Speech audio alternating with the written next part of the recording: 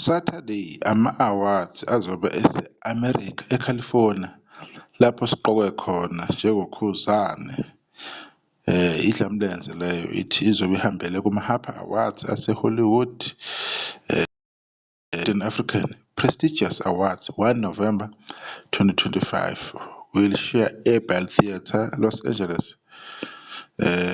Nakhu laphana ama-nominee, Best Male Artist under South African, Best Independent Artist Male ngaphansi African category.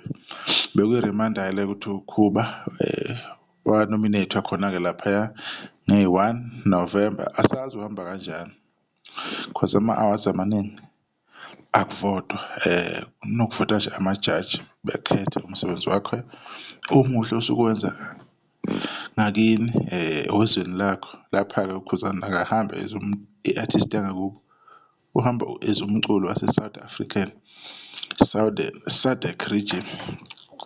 So asazi kodwa ukuthi kuzohamba kanjani. Uyaqala uKhuzani ukuthi athole nomination ekanje. Lokho kuyena okuwuphawu lokuthi bayawurecognize umsebenzi wakhe, bayambona esebenza kanzima ey'misela. Bakubona konke nje nakuzamayo empilweni in terms of umculo wesintu. Le opportunity le nakubani engafinyelela kuye, nomunye futhi isayofika, ayigcinile la kuKhuba. And ngiyazi labo bantu labo uma sekuyibo bayobe sebeyiphakamisa lento le, sebekhuluma ngayo, sebeyincoma ngoba nakho kube sekuwumuntu lo abafuna ukuba uyena.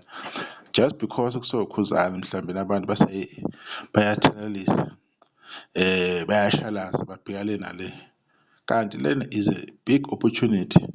Abanye abaculi kade bengakwazi kwamanye amazwe, maybe just maybe lena ngabe advertisement ukuthi mhlawumbe bangazama ukuthi besebenze nawe, kukhona into engaphuma. Asazi ama-collaboration madala kade wasebakhona, kwekwenzeka ama-collaboration ongayitsheli ukuthi awu laba bantu laba babengahlangana kanjani, kanti through izinto ey'njengalezi babonana lapho abona khona, babona ukuthi no asisebenze basebenzisana kahle.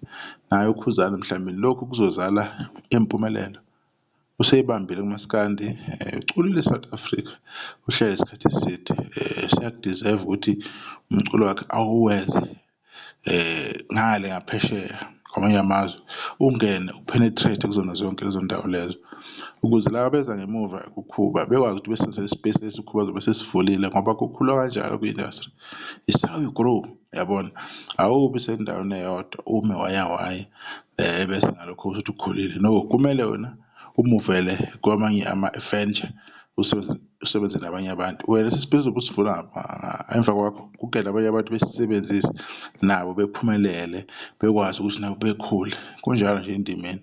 Other than that sizolindela-ke ukuthi na uhambe kanjani. Sithembe ukuthi-ke kukhona-ke azophuma nakho laphana, kodwa kuminyene utshumo laphana.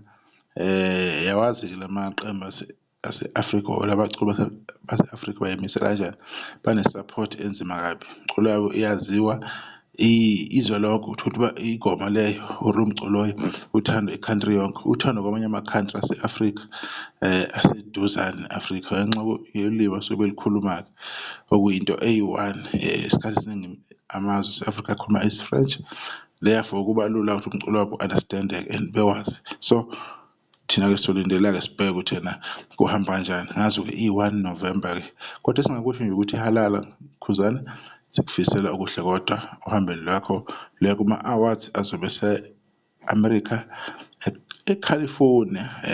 Ubuye nazo lezi ndondo or ubuye nayo indondo, khona abalandeli bakho bazojabula kakhulu nabathandi bomculo wakho. Nisale kahle.